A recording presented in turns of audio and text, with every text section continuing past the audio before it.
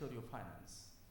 Whether it is the ADB, World Bank and IMF, before giving any loan, it is to be assessed. The borrower riskiness capacity or the repaying capacity is to be assessed always.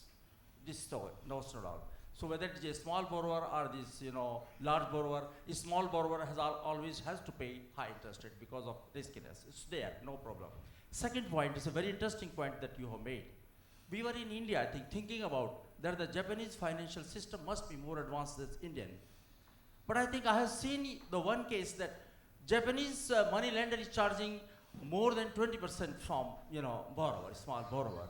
In India, we think our money lenders are generally criticized that they provide very hard capital. They charge not only interest, but they take the advantage of economically compelled position of our small borrower. But I think this Japanese financial system is more advanced. They provide more hard capital than Indian. So I think Indian money lender is still better than Japanese. So okay. Thank you. Thank you. Yes. Yeah. Good morning, sir. I'm Chandan Shah. I have two questions to Mr. Premchand.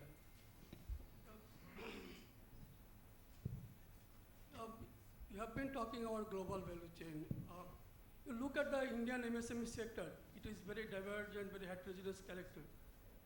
And Government of India has made several initiatives to build capacity and competency or manufacturing capability, everything. How do you visualize the prospect of Indian MSME sector in the global value chain as it is at present very small? My second question is that if you look at the characters of the MSME across the globe, it is widely diverse.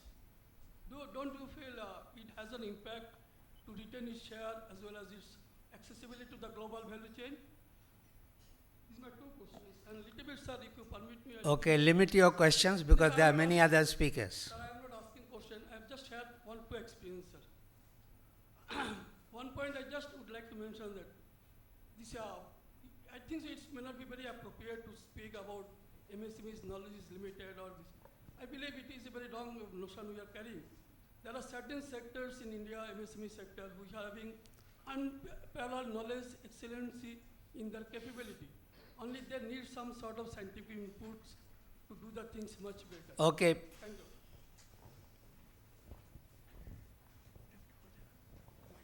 My name is Krishan Khanna. I am on the advisory board of the Ministry of MSME in Delhi.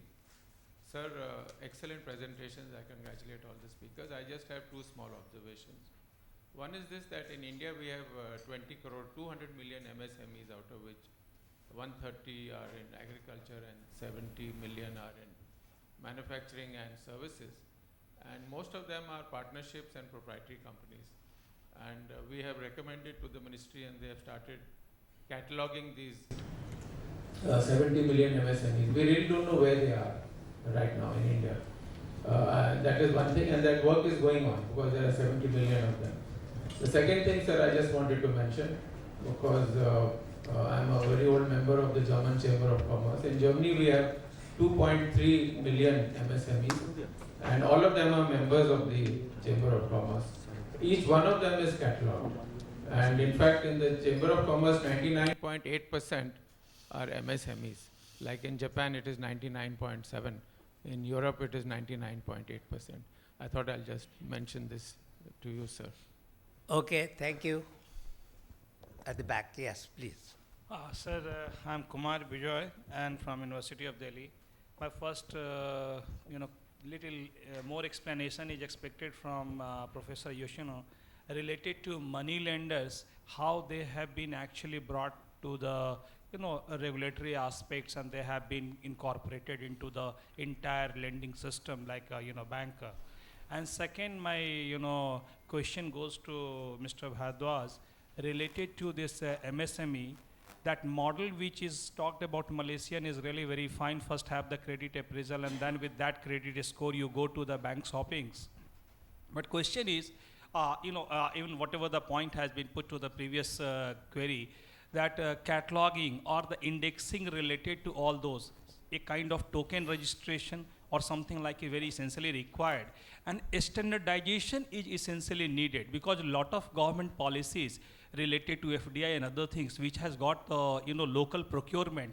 Main problem which has been put by the bigger organization that the locals are not providing the standard product, and that's why they are not basically taking it. So opportunity to get integrated into the entire global value chain is not basically available or harvested by the local MSME or Okay. SME. So is there any step taken by the federation, or initiatives are there, or what are the stand which is taken till that time?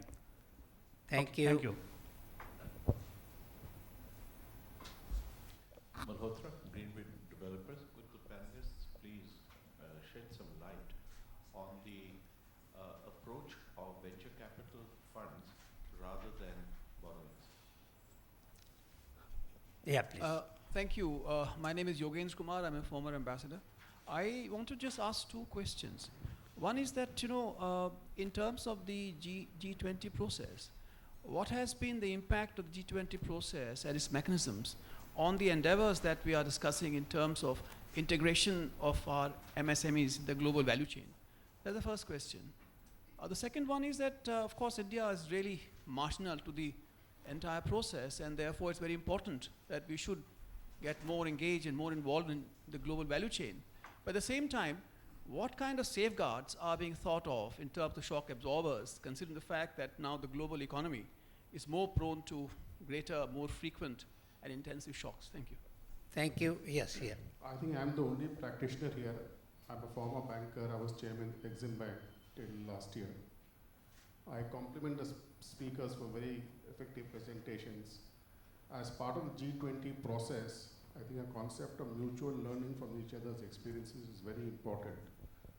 What Mr. Yoshino talked about, the Japanese experience and the cost of lending, I think it is appropriate if Indian chambers would internalize this. As a banker, I had done a structured analysis before launching this product of what is the cost of operations of a particular company. And we use both CMI data and other databases. If you see the profit and loss account, the cost of finance as a percentage of cost of sales is nowhere more than 4 to 5%. In extremely input-intensive industries, it goes up to 7%. 93% of the cost of operations is in other things. China, I have worked in China for 2 years, and in China, access to finance is not very easy. Access to finance has a correlation with the cost of finance. And in India, the attitude has been only focusing on the cost and trying to minimize cost, and therefore reducing excess. When interest rates are charged, there are 2 or 3 components. One is the cost of money. Second is the risk. Third is the cost of operations of monitoring. The smaller the loan size, the higher is the labor cost involved in monitoring the account.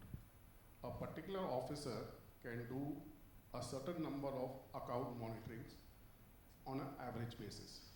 If he's got accounts of... Okay, please be brief. The cost comes down. Now these information exchange systems between G20 countries on a chamber-to-chamber basis would also be very useful, because as we want to develop and learn from each other's experiences, this learning from sharing should become a part, as an institutionalized part of this mechanism. Thank you. Yes, at the back. That's the last one.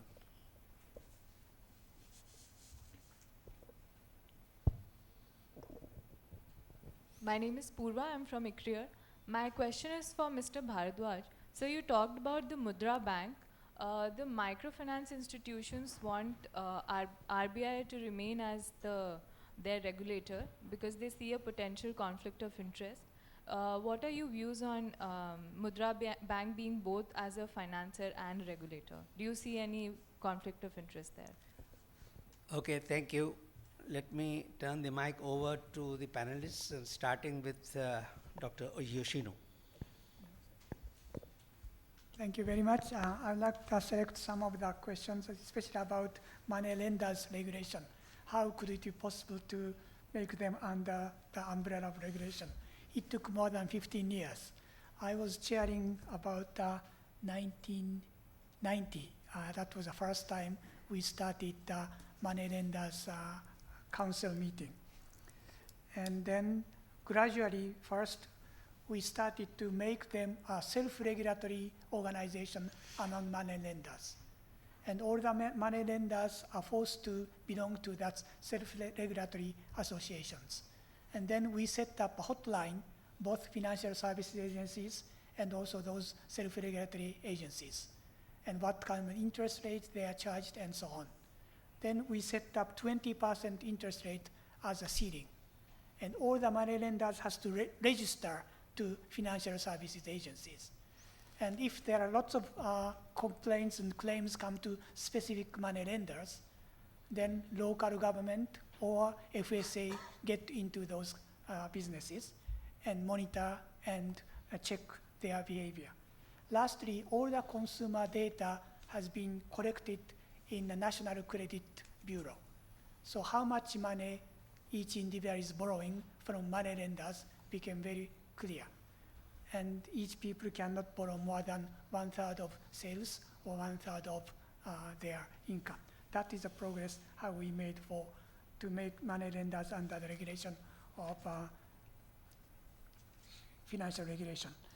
And about credit guarantee in Japan, about 80% of SME is using, and you mentioned only 5% is used in India.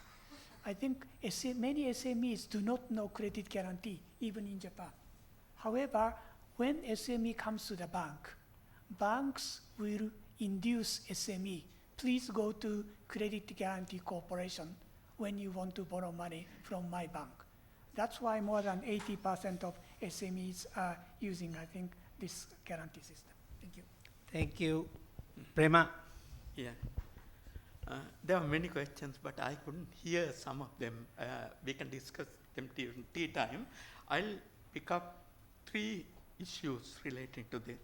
The first issue is relating to value added. The point often made is that when a country links global production network or the global value chain, the value addition to the country on a per unit base is tiny, right? Say if you assemble computer, maybe only 10%, or in China it's say about 5 to 7%.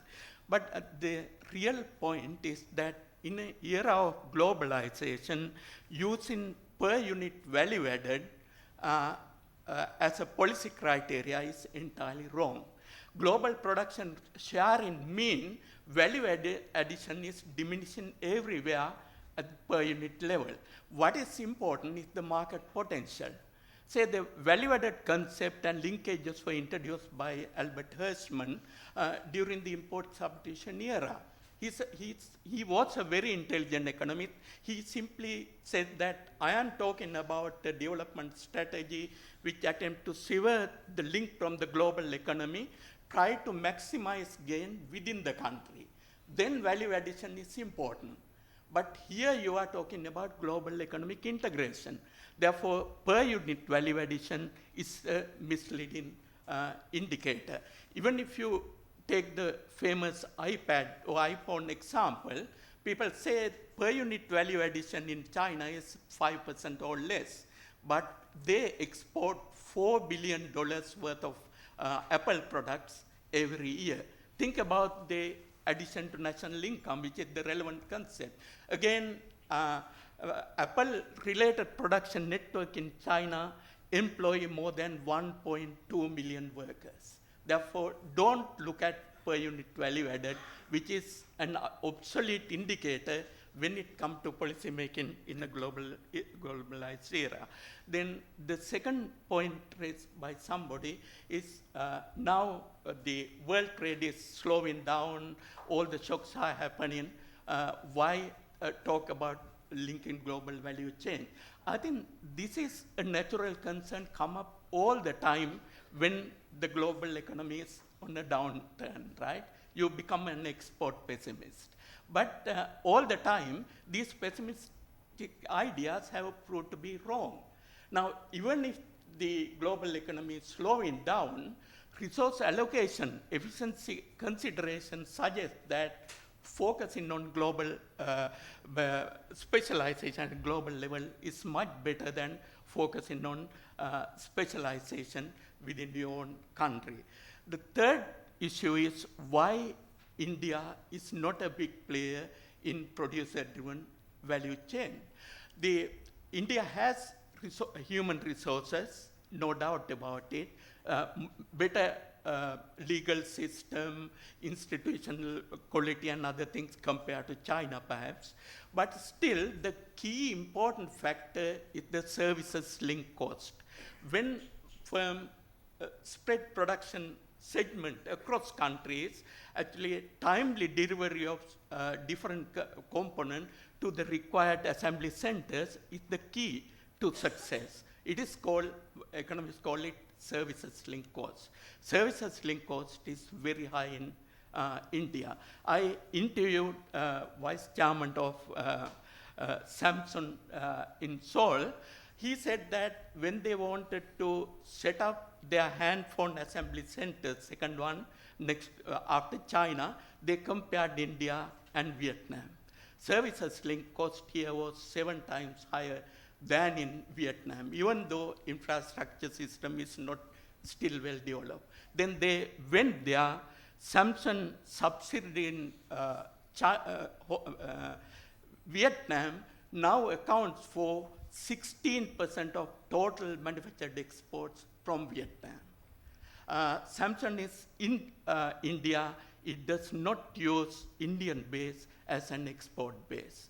Therefore, they having some resources is not guarantee of your success, right? Especially when it comes to this thank you. Form of specialization. Thank you. Mr. Bharadwaj. I would like to respond to 3 observations or questions. One, with regards to some of the MSMEs participating in the value chains, especially their limitations to adhering to standards. And I fully agree with you, sir. One is that, one caveat is that not all MSMEs are going to become part of the global value chains, let's face it. I mean, you have to have size, you have to be certain part of certain value chains. I mean, not all Indian value chains are part of global value chains. I wrote also a blog a couple of weeks ago for Economic Times on how rot in public procurement is hollowing out manufacturing. My take had been that, if the government starts buying poor quality products, eventually it hollows out the manufacturing in that particular segment. It impacts the competitiveness of manufacturing in that country. So that would address to some of the question that you raised. The second is regards to cost of finance. When I was speaking about cost of finance, my focus has been on global value chains. If you have to pick one aspect in the MSME segment, access to finance is, of course, it comes first. But it becomes critical, it's critical when you're starting an enterprise. You have to have funds, cost doesn't matter. But when you are upgrading and becoming part of supply chain, especially value chain, then cost becomes critical.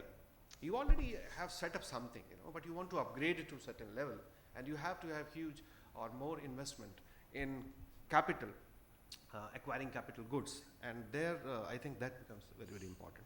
Third part, Purva, you asked about Mudra. First of all, the details are not yet out about Mudra, so I would hold my judgment.